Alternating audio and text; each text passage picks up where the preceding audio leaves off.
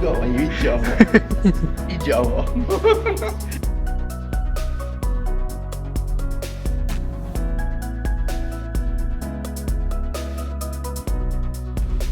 Assalamualaikum warahmatullahi wabarakatuh. Apa khabar semua?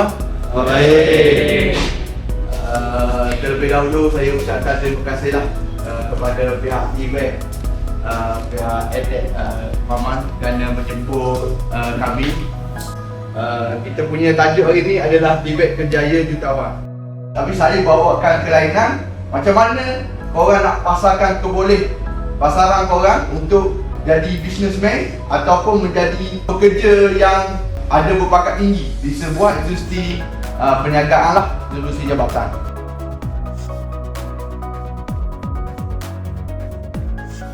So market aircon makin lama makin berkembang. Dulu aircon mungkin adalah kehendak semata-mata, tapi sekarang dah menjadi keperluan lah. Mula-mula kita buat operation dulu. Lepas yang kedua, kita kena ada sale.